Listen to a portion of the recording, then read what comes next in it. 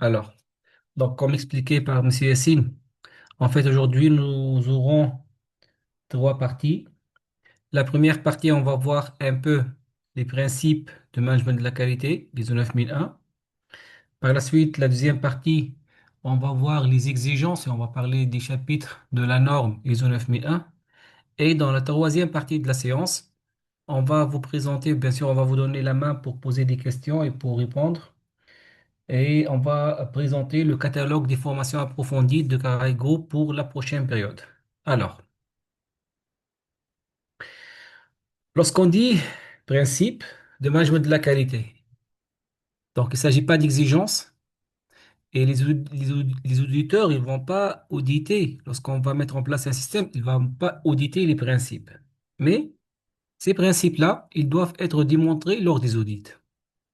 Et ces principes-là, ça démontre, ou bien ça représente les pierres angulaires du système de management de la qualité. Donc, si on veut bien mettre en place un système management de qualité et si on veut garantir par après la dynamisation du système et l'amélioration du système, on doit s'assurer tout d'abord la présence de ces principes-là. On doit s'assurer que, que ces principes-là, ils existent au sein de l'organisme. Alors, on va voir maintenant la liste des principes. Le principe numéro un, c'est orientation client. Principe numéro 2, leadership. Le principe numéro 3, implication du personnel. Le principe numéro 4, l'approche processus. Le principe numéro 5, l'amélioration. Principe numéro 6, la prise de décision fondée sur des preuves. Et le principe numéro 7, c'est management des relations avec les parties intéressées. Donc je répète, orientation client, leadership, implication du personnel, l'approche processus, l'amélioration, la prise de décision fondée sur des preuves et le management des relations avec les parties intéressées. La bonne compréhension de ces principes-là, ça garantit la bonne mise en place d'un système de management de la qualité ISO 9001. Donc, on va essayer, dans les limites du temps disponible aujourd'hui, de prendre le premier principe, orientation client, et on va essayer de le décortiquer ensemble. On va essayer de comprendre ce principe-là et de le modéliser et de s'approfondir sur dans ce principe-là. Alors, principe 1, orientation client. Donc, qu'est-ce qu'elle nous dit la norme? Les organismes dépendent de leurs clients. On est tous d'accord que la raison d'être d'un organisme, c'est l'existence de ses clients. Si jamais le client il va disparaître, il n'y a plus de raison de l'existence de l'organisme. Donc, les organismes, ils dépendent de leurs clients, ou bien de façon un peu plus large, des bénéficiaires. Parce qu'il y a des cas là où on ne peut pas dire ou bien on ne peut pas parler du client. Par exemple, les hôpitaux, les cliniques, donc on parle de patients ou bien autres. Donc les organismes, ils dépendent de leurs bénéficiaires ou bien de leurs clients. Et si jamais le client il va disparaître, il n'y a plus de raison de l'existence de l'organisme. Il convient donc qu'ils, c'est-à-dire les organismes, qu'est-ce qu'ils doivent faire? Comprennent les besoins présents et futurs de l'organisme. 2. Satisfassent leurs exigences. 3. Sans force, ou bien sans forcer d'aller au-delà de leurs attentes. Alors, donc là, on a trois phrases et on va essayer de comprendre et de modéliser ces trois phrases-là. Comprendre le besoin présent du client. On va commencer par le besoin présent. On va laisser le mot futur, on va y revenir par après. Donc, on va se mettre maintenant, les amis, à la place d'un client. Et on est toujours dans des situations, là, on est des clients. On souhaite acheter un produit ou bien un service. Ça peut être un produit alimentaire, ça peut être un produit électroménager, un smartphone. Ou bien je veux acheter un service de transport, d'hôtellerie, d'hébergement, de réparation pour ma voiture ou autre. Alors, donc le client, ou bien moi, lorsque je pense à acheter quelque chose, je vais penser à quoi? Je veux acheter un produit ou bien un service. On va commencer par exemple, je veux acheter un smartphone, bien un climatiseur. Donc je vais penser à quoi, les amis? Vous pouvez utiliser l'option lever la main. On va vous accorder la main pour intervenir. Donc je souhaite acheter un smartphone. René, on commence par René. Merci, monsieur. Bonsoir à tout le monde. Je crois Bonsoir. que si je souhaiterais acheter un smartphone, c'est pour pouvoir émettre les appels et recevoir les appels, pour obtenir d'abord une satisfaction à ce niveau-là. Très bien. Ça, c'est les besoins de base. OK. Excellent. On va aller pour le docteur Mohamed Traoré. Bonjour, Bonsoir. bonsoir à tout le monde. Euh, bon, pour acheter un smartphone, tout d'abord le prix. Le prix. Oui. Très bien. Très bien. Le prix. Excellent. Excellent. On passe pour Armande. Oui, Bonsoir. bonsoir à tous. Bonsoir. Bonsoir, maître. Bon, pour acheter un smartphone, je vais regarder les caractéristiques, c'est-à-dire au niveau du stockage, le La stockage capacité de stockage. oui, la capacité du stockage et puis aussi il y a la prise de vue parce que dans mon domaine, je prends beaucoup de photos. Il y a la Très prise bien. de vue. Très bien. Donc, la résolution du caméra, la capacité de stockage. Très Oui, important. oui. Donc, lorsqu'on parle de la capacité du stockage, lorsqu'on parle de la résolution du caméra, donc là, on parle de quoi? On revient c'était Narcisse? Ah, voilà. Donc, oui, Narcisse, Pour moi, pour moi, je pense que c'est d'abord regarder la qualité, la qualité du produit. oui, la qualité du produit. Très bien. Et lorsqu'on parle de la qualité du produit, donc on parle de la capacité de stockage, la résolution, les matériaux, Oui, ça l'esthétique, regorge la tout ça. Oui. robusteté, la maintenabilité, tout ça. Donc là, c'est la dimension qualité du produit. La qualité du produit. Donc tout ça, ça fait partie de la brand, de la marque. Donc tout ça, ça fait partie de la qualité du produit. Ou bien si jamais je vais acheter un service, donc je vais penser au service principal. Donc, autre maintenant que la dimension qualité du produit, ou bien la qualité du service principal si jamais je vais acheter un service, un service. Donc, je vais penser à quoi? Tout à l'heure, notre ami, il a dit le prix. C'est important. Et du coup, on va aller pour Elang. Elang. Elang Menvi. David.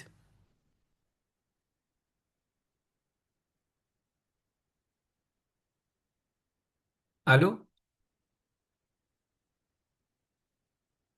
Bon, sinon, on passe pour le compte ITTE.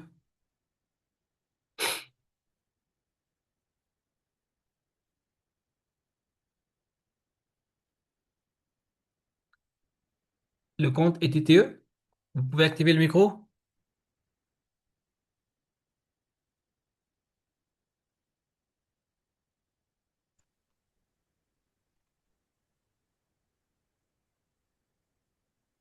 Bonsoir.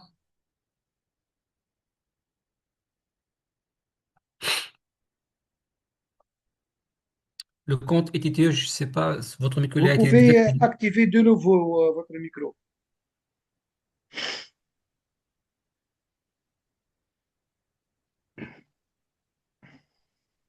Sinon, C'est on bon? passe pour Boubacry.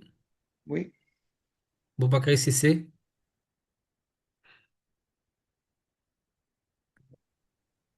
Bonsoir, monsieur. Bonsoir. Oui. Bon, après tout ça, on pourra parler de la caractéristique du téléphone.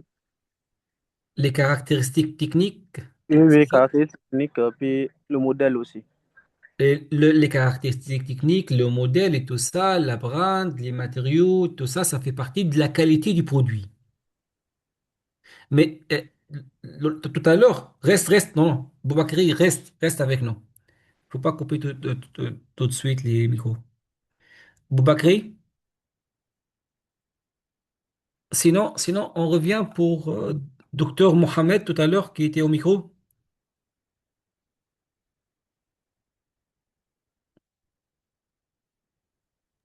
Monsieur Mohamed Traoré.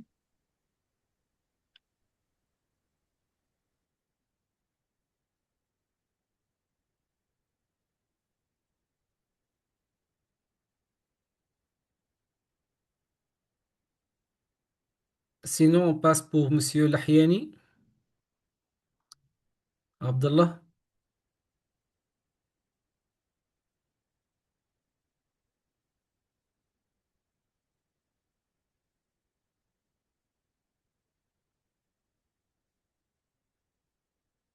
Monsieur Lahiani, Abdallah.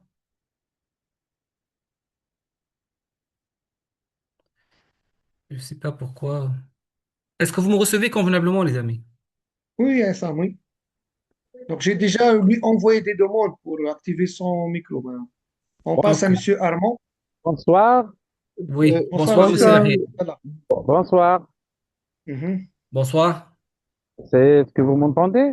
Oui, oui, Bonsoir, maintenant, oui. bonsoir à tous. D'abord, je vous remercie infiniment pour cette séance qui est très importante et pour votre accueil, pour votre soutien, pour nous tous. Alors, lorsqu'on s'agit pour la question à l'achat d'un smartphone. Alors, euh, lo- Mhm.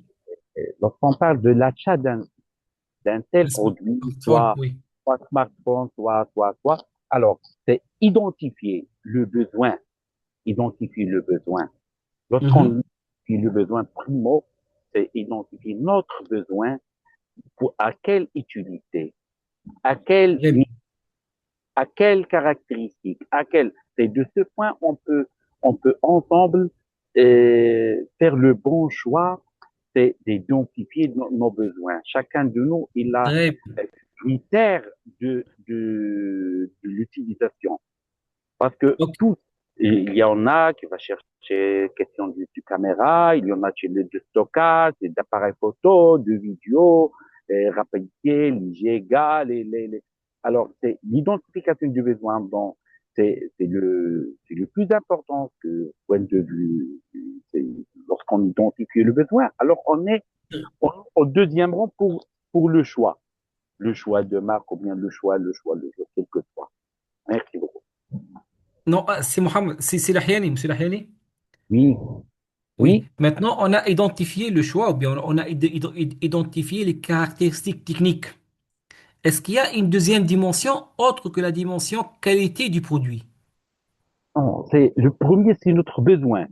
C'est le besoin d'utilisation. Le besoin d'utilisation. C'est le premier. C'est le besoin qui nous guide et qui nous oriente.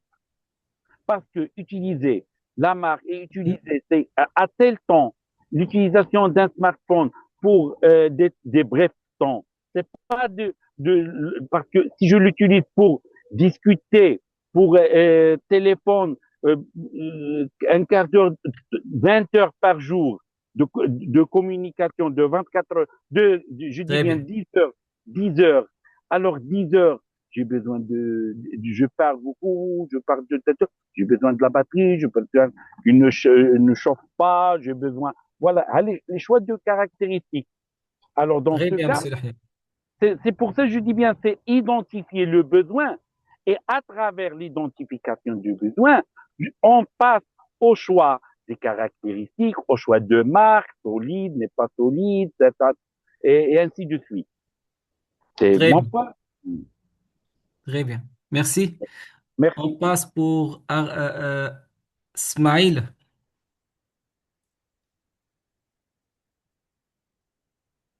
Smaïl.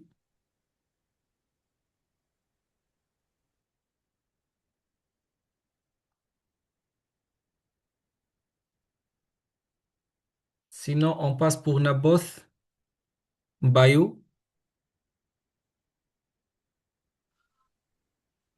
Bonsoir à tous, bonsoir. Bonsoir.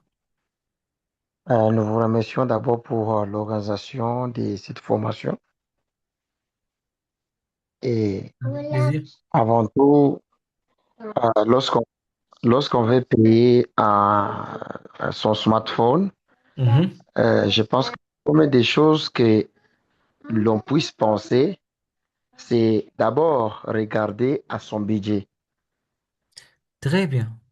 Donc, il y a la dimension budget, Oui, la dimension prix. moi, oui, j'estime que d'abord, il Mhm. faut regarder sa poche par Voilà. rapport au prix qui est proposé par les vendeurs.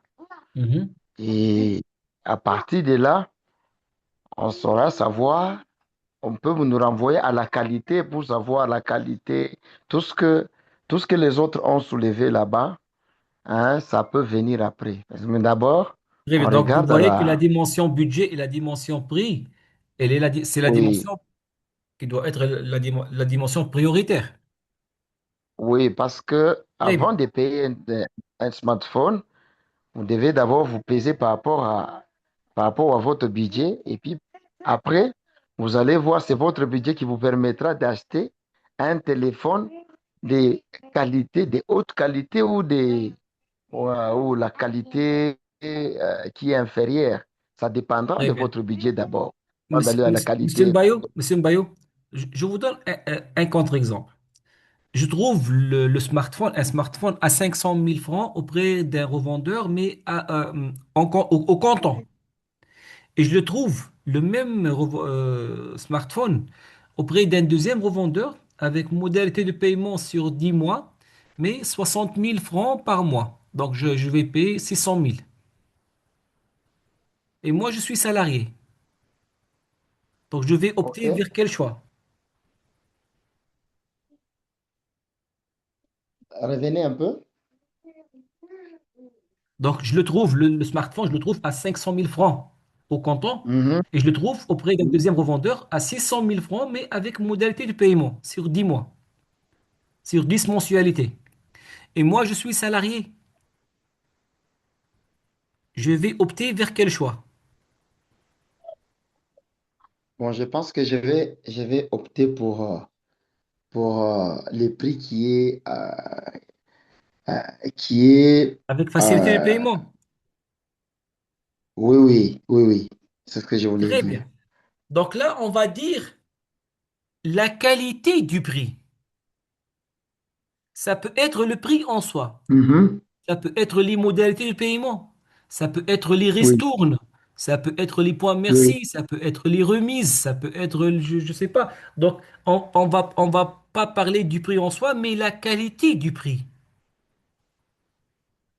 Ça peut être si, si, l'échéancier et les modèles de paiement qui comptent pour moi. Je veux pas des remises, je veux pas des prix exceptionnels, mais je veux plutôt des modalités de paiement. Je peux pas payer au oui, compte. oui, Donc, on va dire la si. qualité du prix. Donc, c'est la qualité du produit, la qualité du prix. Est-ce qu'il y a une Mhm. troisième dimension autre que ces deux-là? Non, non, moi, je n'avais d'abord que les deux idées que je venais de donner là. Merci beaucoup. Très bien, très bien. Mm. Merci, Monsieur Bayou. On passe pour Bruno. Bruno,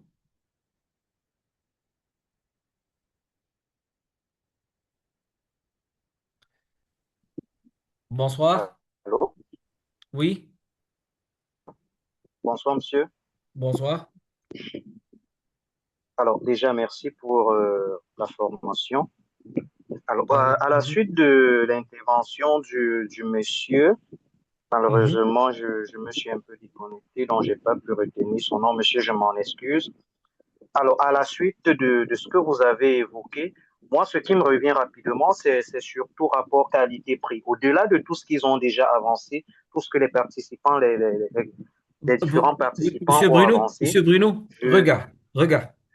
Oui, Aujourd'hui, on a parlé de la qualité du produit, les caractéristiques techniques principalement, tout ouais. ce qui est dimension technique. On a parlé de la qualité du prix. Mais c'est ça principalement le point qu'on veut clarifier aujourd'hui. Est-ce que c'est un rapport juste entre la qualité du produit et la qualité et le prix, ou bien il y a d'autres dimensions? Maintenant, Monsieur Bruno, vous voulez, je ne sais pas, acheter un service de réparation pour votre voiture. Est-ce que vous souhaitez, avant la réparation, d'avoir un devis détaillé? Sur le coup, non, non, on ne peut pas s'aventurer à parler Non, non. d'un devis détaillé. Vous voulez, par exemple, faire le préventif, le vidange des 60 000 kilomètres.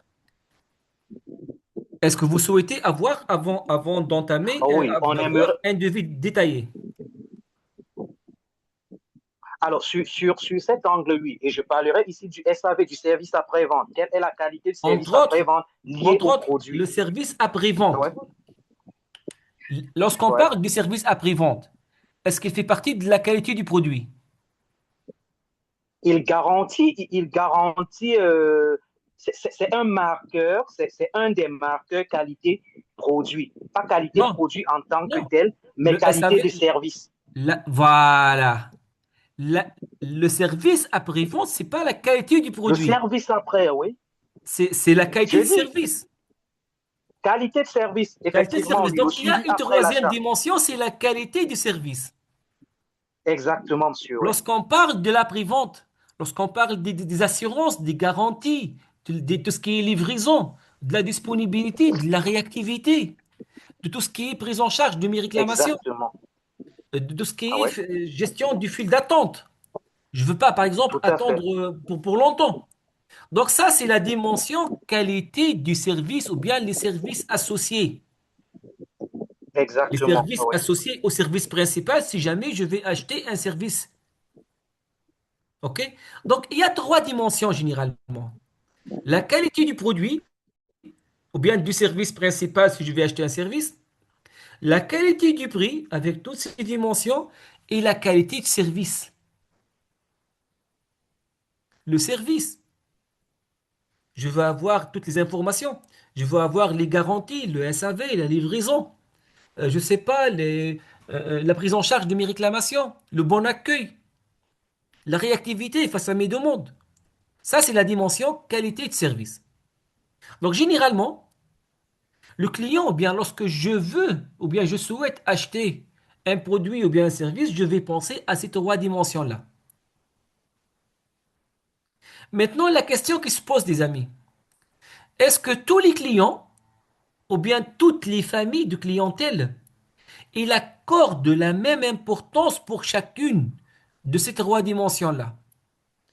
Ou bien l'importance, elle change d'un client à un autre? On va pour Tidiane.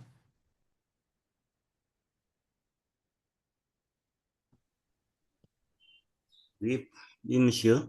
Bonsoir. Bonsoir. Donc, je pense que sur ce point-là, ça change d'un client à un autre. Très bien. Ouais. Donc, Parce que, ouais. l'important, donc là, on va avoir un quatrième paramètre ou bien un quatrième indice qui s'appelle l'importance relative qui change d'un client à un autre. Et il y a des clients qui ne regardent même pas le prix lorsqu'ils font le shopping ou bien ils s'intéressent plutôt à la qualité du produit et à la qualité de service. Il y a des clients qui s'intéressent beaucoup à la qualité du prix. Il faut tout d'abord voir le prix. Donc, il y a des clients qui veulent plutôt la qualité de service et le prix. Ils ne s'intéressent pas au produit. Donc, l'importance qu'il accorde le client à chacune de ces trois dimensions-là, ça change d'un client à un autre. Et ça change d'une famille de clientèle à une autre famille de clientèle. Elle n'est pas les mêmes pour tout le monde. Elle n'est pas la même pour tout le monde. Maintenant, les amis, on est tous d'accord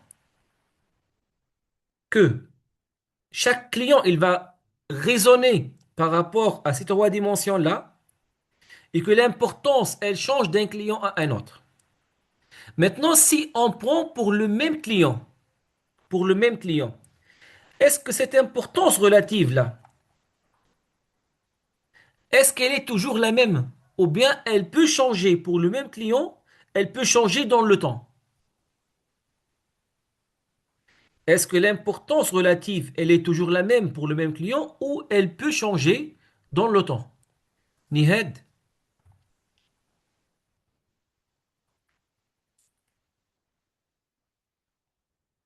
Nihed, vous pouvez activer le micro?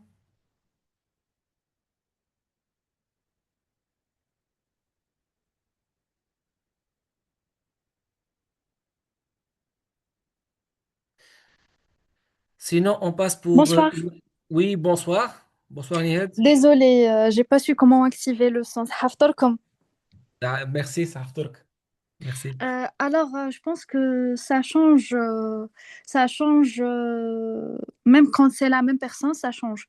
Parce que ça dépend de l'urgence du besoin. Par Très bien. exemple, moi j'ai perdu mon téléphone ou je l'ai égaré ou bien mon téléphone est en cours de maintenance et j'ai besoin d'un autre immédiatement pour faire mes appels, pour me Excellent. connecter et tout, pour faire mes réunions. Donc, le lendemain, je dois chercher absolument un autre téléphone, même avec un petit budget, juste pour me Ah. dépanner. Tandis que Donc, acheter une voiture, par exemple, on a déjà une voiture, on ne l'a pas encore vendue et on a envie d'acheter une nouvelle voiture. On a le temps parce qu'on a déjà une voiture. Donc, on a le temps de choisir et très bien. attendre qu'on importe la prochaine voiture. Voilà. Très bien. Donc, l'importance relative, elle peut changer dans le temps. Par exemple, en fonction du niveau d'urgence. Voilà. Très bien. Très bien. On passe pour le compte Tano. Tano. Le compte Tano.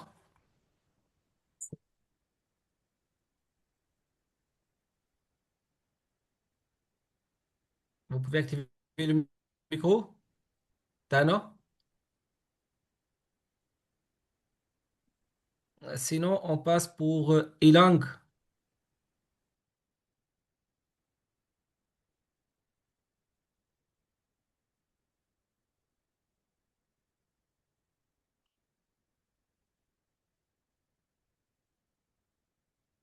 Ilang Menvi David.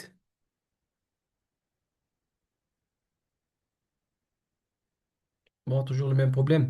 On passe pour Salif. Salif, Monsieur Salif Diassana.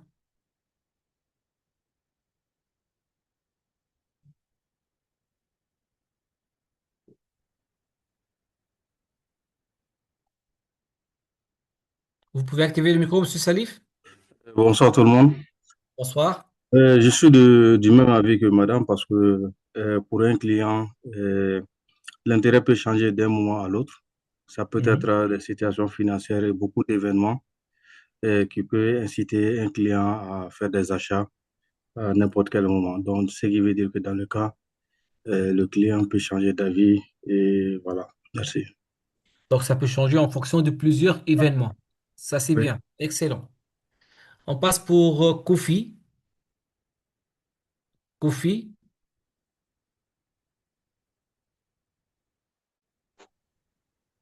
Bonsoir, monsieur. bonsoir. Bonsoir, maître. Ok, je vais rebondir sur ce que la dame a dit. Mais Mhm. il y a des situations aussi où la vétusté de l'appareil peut nous amener vraiment à changer l'article. Voilà, si j'ai acheté un téléphone, je vois que, bon, au-delà de la garantie, bon, je vois que le téléphone, bon, ça ne sert plus à rien. Moi, je veux vraiment acquérir une nouvelle. Par exemple, avec la gamme des iPhones, je prends un exemple, je n'ai pas fait de publicité. Mhm, mhm. Voilà, j'ai iPhone 12 et j'aimerais vraiment avoir un autre par curiosité de pouvoir découvrir aussi. Donc, je vais voir, la chanson serait que je vais voir le téléphone que j'ai assez vétus, Donc, mais ça peut bon, changer en fonction de changer. l'évolution Voilà. technologique qui existe sur Sur le la marché. technologie, voilà. Vu la Très bien. technologie et puis un peu les publicités qu'on fait sur les téléphones, ça Oui, peut influencer, amener le client ou bien tout cas, les en différents fonction de la consommateurs. concurrence du marché et ainsi de suite, Voilà, de tout ça l'évolution du là. marché. Voilà, ça Très peut bien. aussi. Voilà. Très bien. Merci. Maintenant, les amis. Donc, On est tous d'accord que l'importance relative, là, pour le même client, elle peut changer dans le temps. Et elle peut changer en fonction de plusieurs paramètres. Ça peut être le niveau d'urgence, ça peut être l'évolution du marché, ça peut être la situation financière, la situation sociale, même la situation sanitaire. On se rappelle tous de la période du Covid, lorsque on avait besoin de tout ce qui est produits désinfectants et produits, les bavettes et ainsi de suite. Donc tout le monde cherchait ce produit-là, quel que soit le prix, quel que soit le prix. Le plus important, c'était la disponibilité. Donc, la plus importante, la dimension la plus importante, c'était la disponibilité du produit. Même avec un prix excessif ou bien avec une qualité moyenne, on achetait quand même ces produits-là. Aujourd'hui, il n'y a plus le Covid, donc personne pratiquement ne va acheter un produit de désinfectant avec un prix qui n'est pas abordable. Donc aujourd'hui, on s'intéresse à la qualité du prix, à la qualité du produit. Parce qu'il n'y a plus la pénurie de 2020 sur ces produits-là. Donc ça peut changer. Donc là, vous voyez, même la situation sanitaire, elle peut influencer ou bien elle peut changer l'importance qu'il accorde le client à chacune de ces trois dimensions-là. Alors, donc on a parlé de pas mal de choses. Ça peut être l'évolution technologique, l'évolution sanitaire, la situation financière, la situation économique, la situation politique. Donc tout ça, ils peuvent influencer l'importance que je vais accorder à chacune de ces trois dimensions-là au moment de l'achat. Maintenant, si on veut consolider tout ce qu'on a dit dans un seul mot, un mot bien sûr qui a été utilisé par la norme ISO 9001 dans la version 2015. Qu'est-ce qu'on va dire? Narcisse?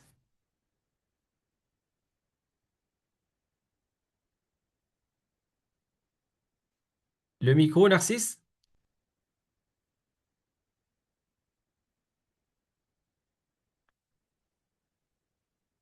Tidiane? On passe pour Tidiane Fall. Donc qu'est-ce qu'on va dire? L'importance relative, elle change dans le temps en fonction du... Je ne sais pas pourquoi il y a un retard au niveau de l'activation des micros. Tidiane?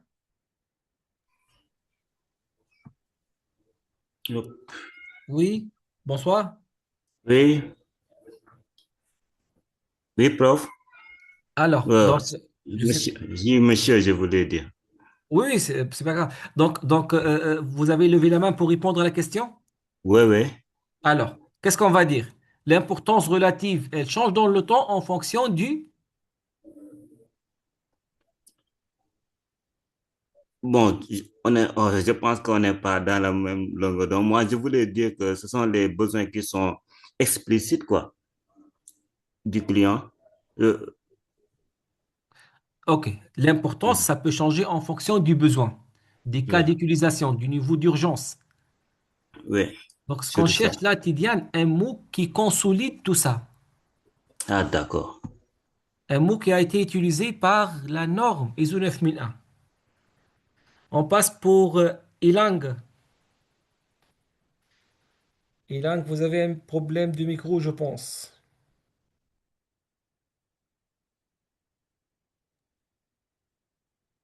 Enfin, Ilang, ah, malheureusement, on ne vous reçoit pas. On passe pour Naboth Mbayo.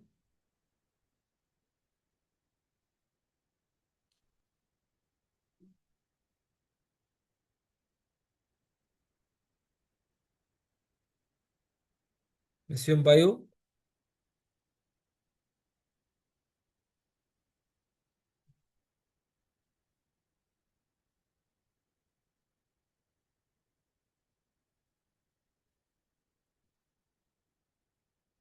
Hmm, on passe pour Narcisse.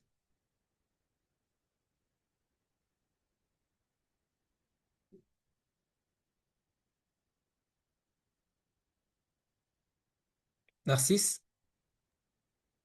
Oui, c'était le micro, l'accès au Ok. micro qui, je comprends, je suis là. Alors, En fait, si on essaie de régorger tout ça, on parle de l'amélioration continue. C'est pourquoi en qualité, on parle de non, l'amélioration on n'est continue. pas encore à l'étape amélioration continue.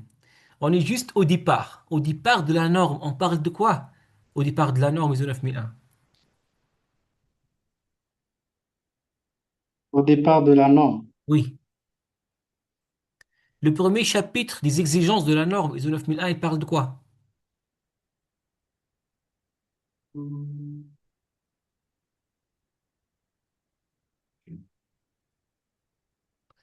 Reste avec nous, Narcisse, on va trouver ensemble la solution. On passe pour Tasnim.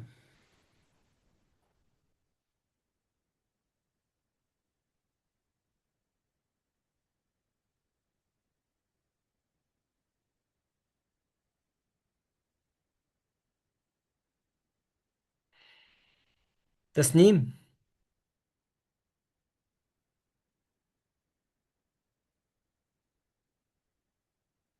Sinon, on passe pour Kofi.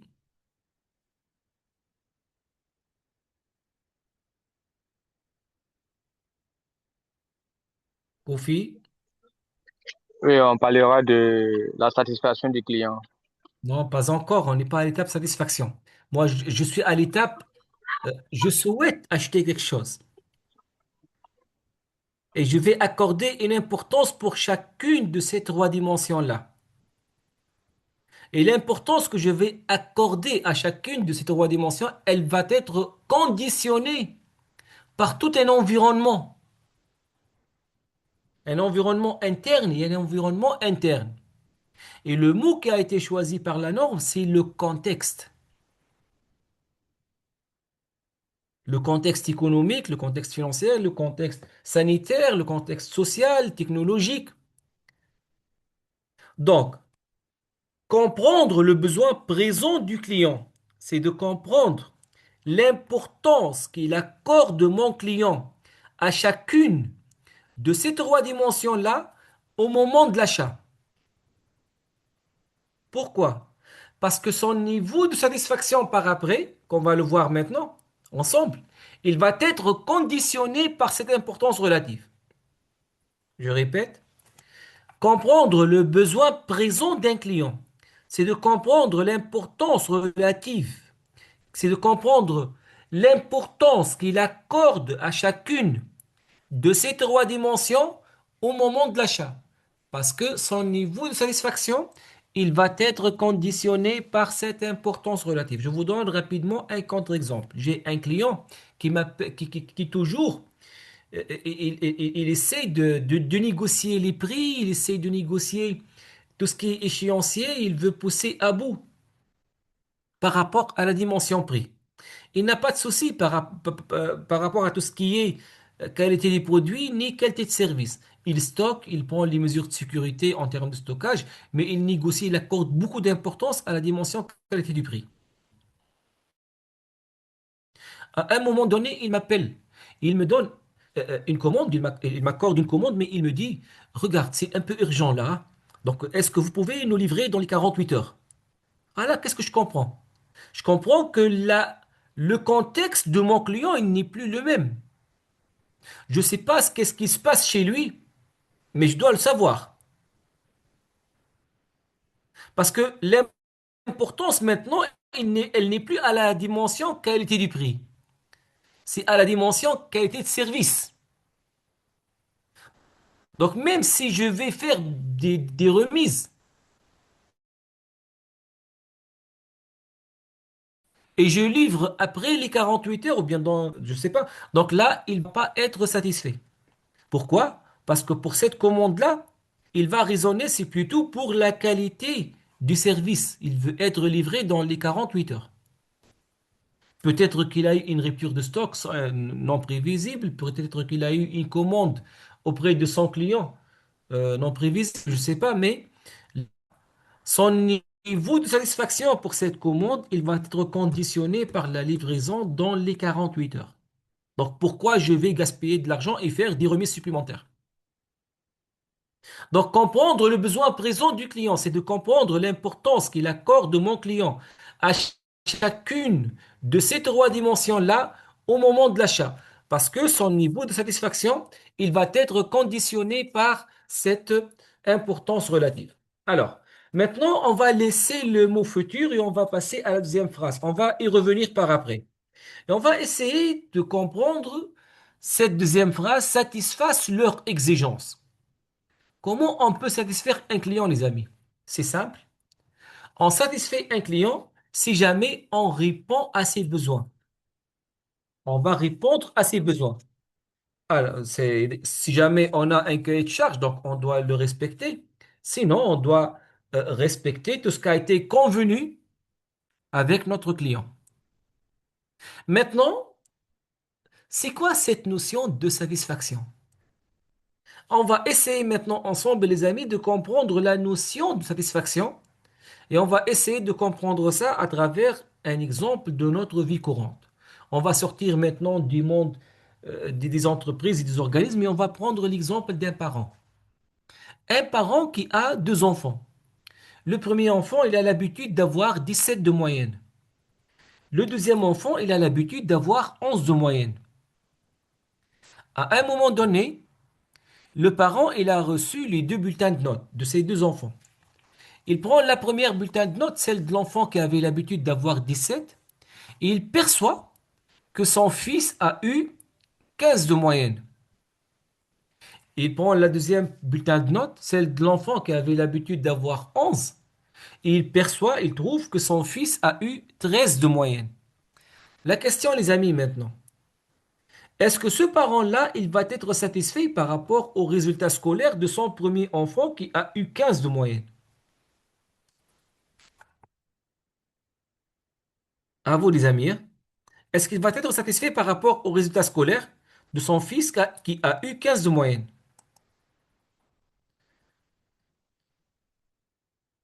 Euh, Sato, Adorel, bonsoir. Non, bonsoir, excusez-moi, bonsoir, prof. Non, le parent ne sera pas satisfait parce que la moyenne de l'enfant ne correspond pas aux attentes que le Très bien, parent attend de ce dernier. très bien. On reste ensemble, reste Sato. Maintenant, pour le deuxième enfant qui a eu 13, Pour le est-ce qu'il va deuxième être... enfant qui a eu 13 et qui n'avait pas tendance à avoir de bonnes moyennes, si Mhm. ce dernier a eu une bonne moyenne, cela va satisfaire le cœur du parent parce que l'enfant a fait des progrès. Très bien. Il a fait des progrès par rapport à quoi? Par rapport À aux moyennes l'habituel. qu'il avait tendance, oui, à la dernière Très bien. moyenne qu'il avait Donc, fait. il n'est pas satisfait pour le premier parce qu'il avait une dégradation par rapport aux moyennes attendues par le parent. Et Oui, pour le deuxième, il est satisfait parce qu'il a évolué par rapport à l'habituel. oui, Très bien. Maintenant, les responsables et les pilotes du process et les responsables management qualité, ils sont toujours appelés à ressortir des indicateurs de performance. Qui peut nous aider à chercher un indicateur de performance qui s'appelle le taux de satisfaction du parent? Et comment on va le calculer?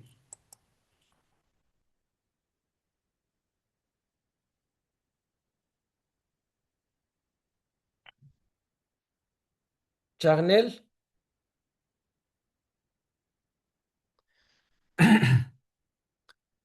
vous pouvez activer le micro, Charnel? Yemlong, Yemlong, Charnel.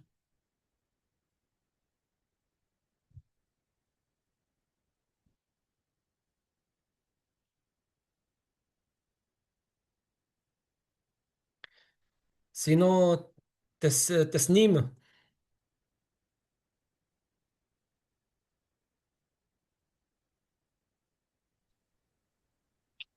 En fait, on va calculer la satisfaction par la perception sur les attentes. Très bien. La satisfaction, c'est une question de perception sur les attentes. Parce que tout à l'heure, on disait par rapport aux attentes.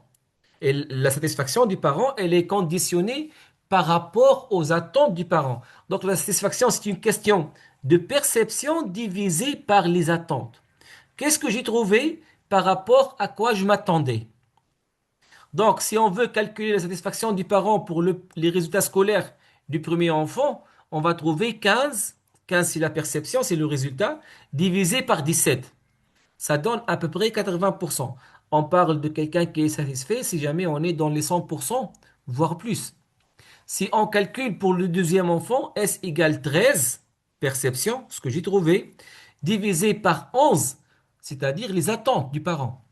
Donc ça donne 118% à peu près. Donc ça explique pourquoi on est satisfait pour un enfant qui a eu 13 et on n'est pas satisfait pour un enfant qui a eu 15. Donc la satisfaction, c'est une question de perception divisée par les attentes. Qu'est-ce que j'ai trouvé par rapport à quoi je m'attendais? Alors, maintenant, si on revient à nos organismes, qu'est-ce qu'on a? On a 3 dimensions. Qualité du produit, qualité de service et qualité du prix. Encore, on a une importance relative qu'il accorde le client à chacune de ces 3 dimensions-là. Maintenant, si on applique cette notion de satisfaction, qui est la perception divisée par les attentes, pour les 3 dimensions, tout en impliquant le paramètre importance relative, on va trouver que la satisfaction du client égale la somme pondérée des perceptions divisées par les attentes. Autrement dit, si je veux calculer le niveau de satisfaction de mon client, il est égal à l'importance qu'il accorde mon client à la dimension qualité du produit, multiplié par sa perception en termes de qualité du produit, divisé par ses attentes en termes de qualité du produit, plus l'importance qu'il accorde mon client à la dimension prix ou bien qualité du prix, multiplié par sa perception en termes de qualité du prix, divisé par ses attentes en termes de qualité du prix, plus l'importance qu'il accorde mon client à la dimension service, multiplié par sa perception en termes de service, divisé par ses attentes en termes de service. C'est pas compliqué du tout. On va essayer d'appliquer cette formule-là sur un exemple pratique. Donc là, j'ai préparé un tableau qui contient 3 dimensions. Qualité du produit, qualité de service et qualité du prix. Et là, on va mettre l'importance. Par la suite, on va mettre pour chaque dimension les attentes, la perception et on va faire les calculs. Alors, on va imaginer, les amis, le scénario suivant. Nous, on est une entreprise d'emballage. On fabrique l'emballage souple, principalement pour les entreprises dans le domaine agroalimentaire. Les sachets, les barquettes et tout ça. Alors, un client qui nous appelle pour discuter un contrat. Donc, on s'est déplacé pour le client, on a fait la première réunion avec le client. Il nous a expliqué qu'il a eu un très grand marché avec une marque internationale qui vont sous-traiter chez lui la production de quelques produits. Et c'est un projet très, très stratégique pour lui. Et que son client à lui, il va être trop exigeant en matière de qualité du produit. Et surtout que c'est là, c'est le démarrage. Ils vont commencer avec lui. Donc, lui, il veut bien faire ses preuves. Il ne veut pas avoir des histoires de non-conformité produit. Ils ne vont pas accepter tout ce qui est impression floue, tout ce qui est texte illisible, tout ce qui est emballage mal dimensionné, nuance de couleur. Tout ça, ça ne va pas être accepté.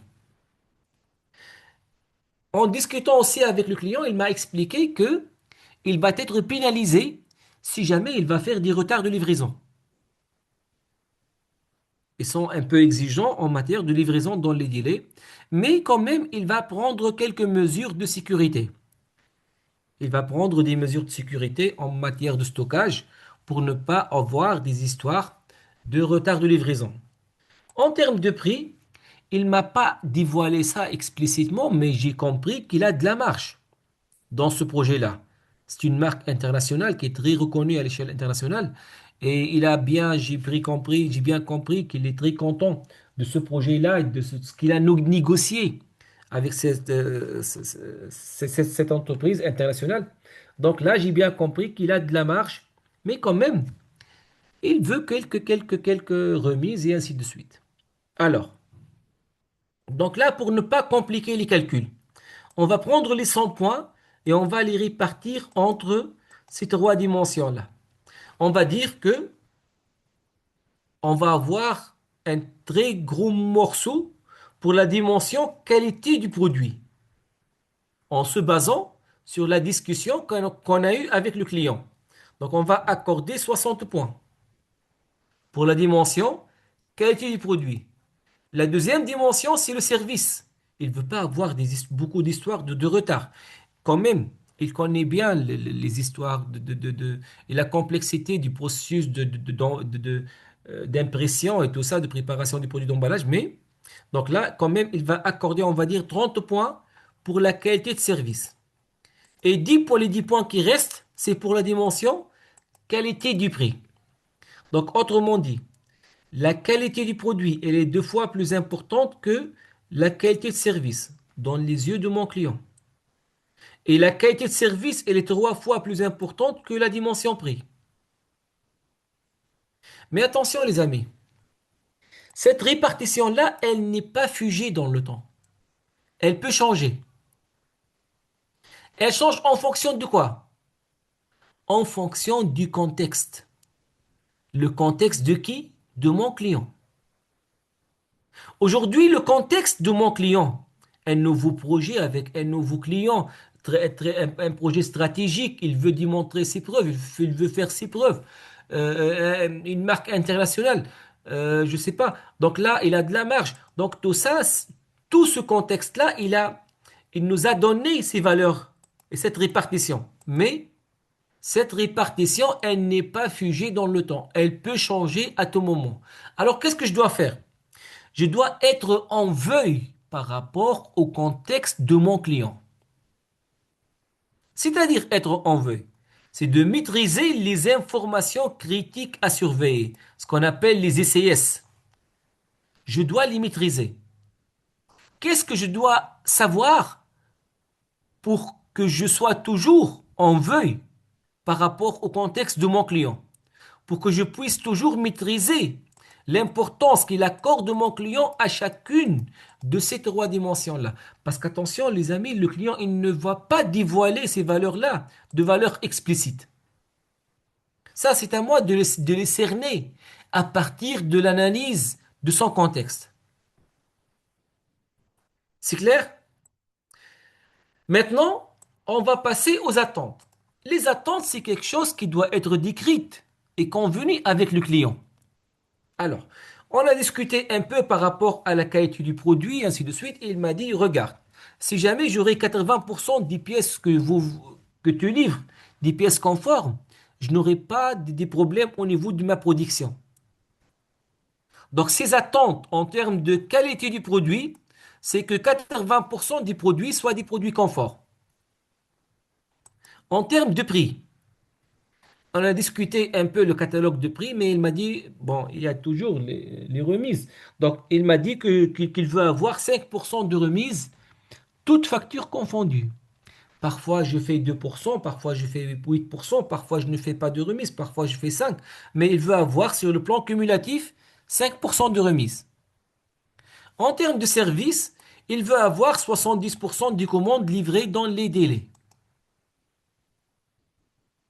Donc là, c'est les attentes qui ont été exprimées, discutées et peut-être même décrites au niveau d'un cahier de charge avec mon client.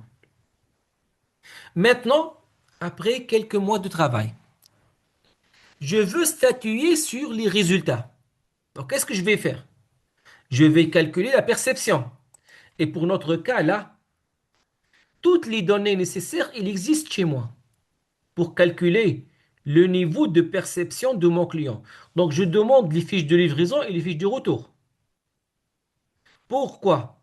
Pour voir ou bien pour calculer le taux de retour et par la suite le taux des produits acceptés.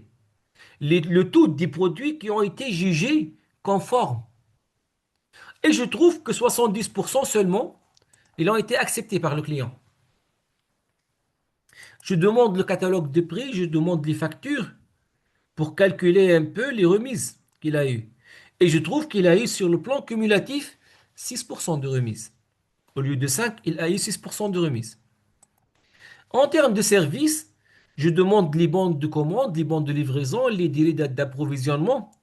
et je trouve que 72% des commandes, ils ont été livrées dans les délais. Donc là, c'est la perception de mon client. Ça, c'est les résultats. Ça, c'est comment mon client, aujourd'hui, il me trouve bien, il me regarde par dimension. Maintenant, je vais calculer le niveau de satisfaction de mon client par dimension, pour chaque dimension à part. Qu'est-ce qu'on a dit, nous? Satisfaction égale quoi? Perception divisé par attente. Et on va trouver pour la dimension qualité du produit, mon client, il est à 88% de satisfaction. On passe pour la dimension prix, égale perception divisé par attente. Et je trouve que mon client, aujourd'hui, il est à 120%. Pour la dimension service, perception divisée par attente, je trouve que mon client, il est à 103% de satisfaction. Si je vais faire là la moyenne de ces trois résultats, je trouve 103%. Alors que la nouvelle formule qu'on a vue aujourd'hui ensemble, qu'est-ce qu'elle me dit? On doit prendre chaque résultat et la multiplier par l'importance. Et à la suite, on va faire la somme. Alors, qu'est-ce que je vais faire là? Égal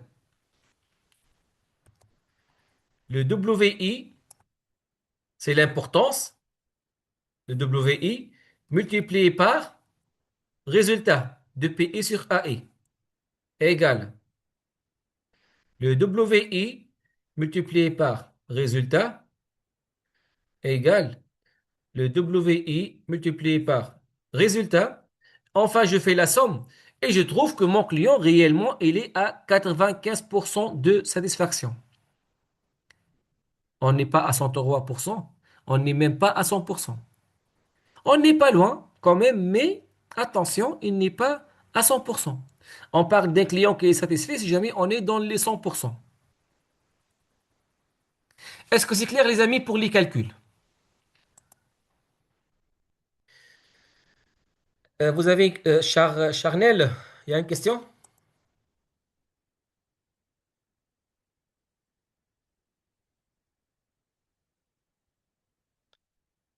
Allô Charnel?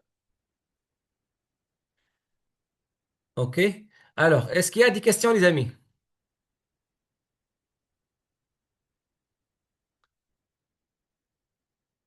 Capenda?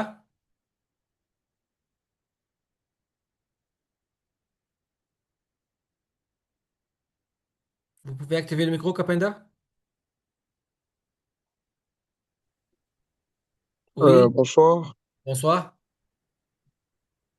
J'ai voulu juste demander si ça sera possible de revenir un peu sur les calculs pour trouver les sa- certifications, ouais, Satisfaction relative. relatives, ouais.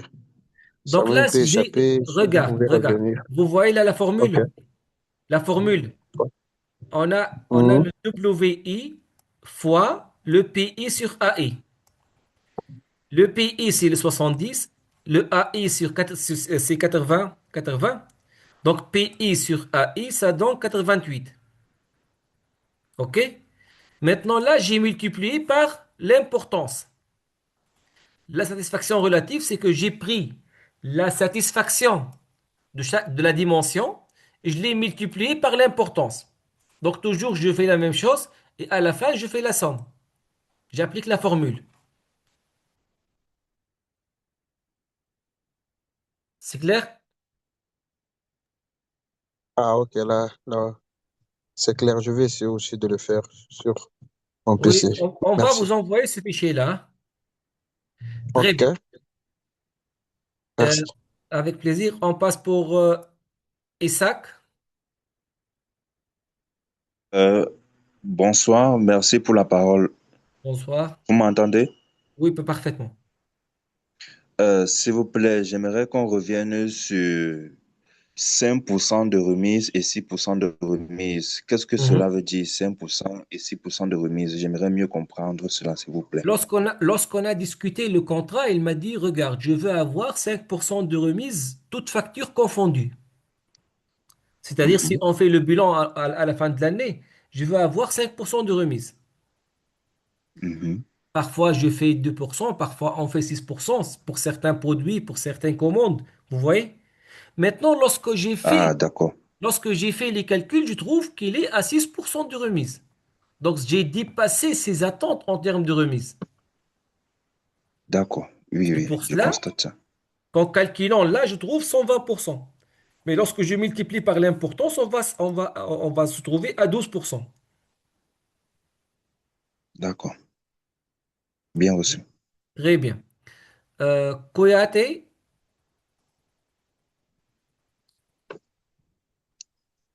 Oui, bonsoir à tous. bonsoir. Désolé, j'ai du mal à comprendre réellement la différence entre la colonne E et la colonne F, c'est-à-dire la satisfaction et la satisfaction relative, tout Regarde. court. La satisfaction, qu'est-ce qu'on a dit, nous? La satisfaction, elle est égale à quoi? C'est la perception divisée par les attentes, c'est ça? C'est bien cela, oui. Donc là, j'ai fait les calculs. Perception sur attente, perception sur attente, perception sur attente. Ça m'a donné ces valeurs-là. OK? Ok, Maintenant, la formule, qu'est-ce qu'elle me dit? Je dois multiplier chaque dimension PI sur AI par quoi? Par l'importance relative. Donc là, tout simplement, je prends le résultat là et je multiplie par l'importance. Donc si je multiplie 60% par 88%, je me trouve à 53%. Si je multiplie 120% par 10%, je me trouve à 12%. d'accord. Et par la suite, je fais la somme des trois résultats pour appliquer cette formule. C'est la somme des trois résultats. C'est clair? Donc, si je veux bien cerner le niveau de satisfaction actuel de mon client, il est à 95%. On n'est pas à 103%. Ok, donc ce qui veut dire que ce qui est pris en compte réellement, c'est la satisfaction relative. Ça, c'est la satisfaction relative. Oui, ça, c'est la satisfaction globale, D'accord, qui est la somme des trois satisfactions relatives. ok. Hmm. Relative, c'est-à-dire elle est relative à la dimension. Mhm. OK? Ok. Donc, en un mot, ce client n'est pas totalement satisfait. Très bien. Et ça va nous ramener à la troisième phrase du principe. Donc la norme, elle me dit de s'enforcer d'aller au-delà des attentes du client. Donc s'enforcer d'aller au-delà des attentes du client, autrement dit, je dois dépasser les 100%. Si je veux modéliser cette phrase-là de façon mathématique, c'est que je dois dépasser les 100% de satisfaction. Si on revient maintenant à notre exemple, mon client, il est à 95%. Et la norme, elle me demande de s'enforcer d'aller au-delà des attentes. Donc, elle me demande de dépasser les 100%. Donc, qu'est-ce que je dois faire? Donc là, ça me saute dans la tête trois scénarios. Le premier scénario, je vais renforcer les contrôles qualité. Je vais faire des super contrôles, je sais pas, des contrôles par échantillonnage. J'achète un spectromètre pour la détection de tout ce qui est nuance de couleur. Et là, je peux aller jusqu'à 80% des produits que je livre, c'est des produits confort. Donc ce scénario-là, il me donne 80% sur le plan perception du client par rapport à la qualité du produit, et ça me donne 103% sur le plan satisfaction globale. Je reviens au scénario initial. Le deuxième scénario, c'est de faire des remises supplémentaires. Je peux aller par exemple à plus de remises jusqu'à atteindre 10% de remise. Et avec des remises supplémentaires, je peux atteindre 103% de satisfaction globale de mon client. Moi, ce que je cherche finalement, c'est que mon client soit satisfait sur le plan global. Le troisième scénario, je peux par exemple recruter un responsable ou bien un coordinateur logistique ou bien acheter un nouveau camion, je ne sais pas, mais je vais améliorer la plateforme logistique pour assurer 90% des commandes qui vont être livrées dans les délais. Et avec ce plan d'action-là, je peux atteindre aussi 103% de satisfaction de mon client. Alors, je reviens là au scénario initial et je vais vous demander, les amis, mettez-vous à la place du premier responsable de notre entreprise et vous allez choisir un parmi ces trois scénarios-là. Donc, quel scénario vous allez choisir et pourquoi? Qu'est-ce que vous allez choisir et pourquoi?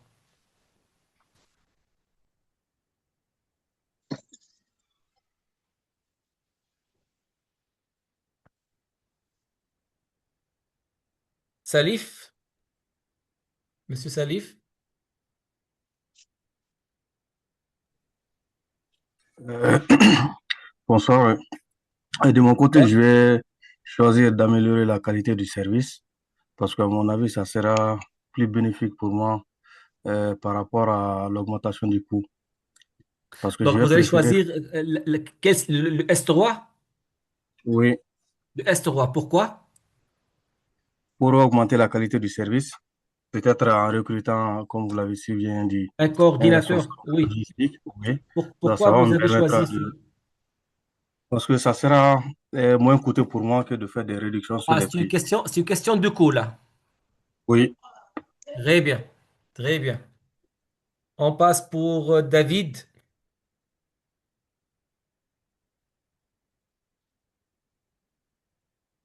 David, toujours le même problème de micro, hein? Ou bien changer le micro, je sais pas. On passe pour Armande. Merci, monsieur. Merci à Vous me vous. recevez? Oui, oui. Ok. Moi, je vais opter pour la qualité du service. Pourquoi? Parce que quand aussi, par exemple, j'ai déjà acheté des équipements, par exemple, si je dois acheter encore un véhicule de livraison, non seulement ça, le véhicule de livraison va me servir pour d'autres commandes à venir. Va me Ok, servir pour donc, d'autres commandes à venir. Donc, ça sera un point que je vais agir là-dessus. Et puis aussi, je peux agir également sur la qualité du produit. Pourquoi? ok. Parce que si la qualité du produit est bonne, le client lui-même va faire la publicité à ma place. Très bien, très bien. Il va faire la Ça, publicité à ma c'est un place. bon raisonnement, mais regarde, moi, je ne vais pas agir sur la qualité du produit. Moi, je vais agir sur la perception de mon client par rapport à la qualité du produit. Mais je vous donne un contre-exemple.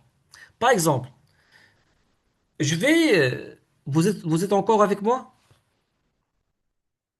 Oh, le micro, là, ça a été coupé? Ok.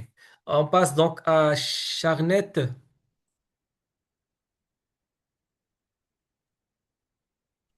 Bonsoir. Bonsoir. Merci pour la parole. Avec plaisir. Mhm. Oui, moi, je privilégierais la qualité du produit. Pourquoi? Parce que c'est le paramètre sur lequel le client a porté plus d'importance. Ah. Ou Non. en Non. renforçant les Regarde, contrôles. regarde, regarde.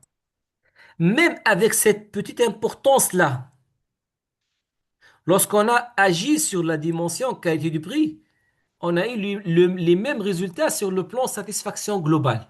Charlotte, moi, qu'est-ce que je cherche? Est-ce que je cherche la satisfaction globale de mon client ou bien la satisfaction par rapport à une dimension? Hmm, Normalement, la satisfaction globale. Donc, même si je vais donner un peu d'importance à la qualité du prix, je donne encore des remises supplémentaires, même avec cette petite importance, hein, ça donne les mêmes résultats sur le plan global, sur le plan satisfaction globale. Mais regarde, Charlie, je vais vous demander une question. Maintenant, si jamais l'achat, l'acquisition, si jamais l'action, amélioration de la perception de mon client par rapport à la qualité du produit, ça va me coûter environ 10 000 francs, 10 millions de francs. L'achat d'un spectromètre et les heures supplémentaires et je sais pas. Parce que les contrôles en ligne, ça va perturber la productivité et ainsi de suite. Alors que passer de 6% de remise à 10% de remise, le manque à gagner, il est de 2 millions de francs. Qu'est-ce que vous allez choisir? La deuxième option, évidemment. parce qu'elle est beaucoup moins coûteuse. C'est ça ou non? Donc, oui. Donc finalement, le meilleur scénario, comme il a dit notre ami tout à l'heure, c'est le scénario le moins cher. Les amis, on est dans le management de la qualité. Et le management de la qualité, c'est comment être toujours dans ce triangle d'or. La qualité du produit, la qualité de service et la qualité du prix pour garantir le maximum de satisfaction du client avec le minimum d'investissement. Ça, c'est le management de la qualité. Regardez les amis, la compréhension du besoin présent du client, qu'est-ce qu'elle m'a garanti? Elle m'a garanti que je maîtrise le niveau de satisfaction de mon client. Et un client qui est satisfait, tout à l'heure notre ami l'a dit, il va me rapporter d'autres clients. Il va payer ses factures. Donc là, je suis en train de garantir la rentabilité pour mon organisme. Et la compréhension du besoin futur, qu'est-ce qu'elle va me garantir? Elle va me garantir la pérennité. Parce que si je comprends dès maintenant le besoin de mes futurs clients, ou bien les besoins futurs de mes clients, je peux anticiper le marché, je peux me préparer dès maintenant pour ne pas se trouver par après écarté par la concurrence et par la loi du marché. Imaginez les amis, aujourd'hui on est une entreprise qui fabrique les couches des bébés. Est-ce que les clients d'aujourd'hui sont les mêmes clients dans 10 ans? Absolument que non. Dans 10 ans, j'aurai carrément une nouvelle catégorie de clientèle. C'est les filles de 15, de 18 ans d'aujourd'hui. C'est la génération connectée. C'est la génération qui utilise leur smartphone. Donc je dois me préparer dès maintenant sur le plan recherche et développement et je dois me préparer sur le plan investissement pour prévoir leurs besoins futurs ou bien les besoins de mes futurs clients. En termes de services, en termes de, je sais pas, d'applications mobile qui alertent par rapport au niveau d'humidité et ainsi de suite. Donc, orientation client, c'est de s'orienter vers le besoin du client. Le besoin présent qui va me garantir la rentabilité et le besoin futur qui va me garantir la pérennité. Voilà les amis, on a achevé la première partie de cette séance. On a dépassé un peu le temps, je m'excuse. Donc maintenant, on passe à la deuxième partie avec M. Abdelazak.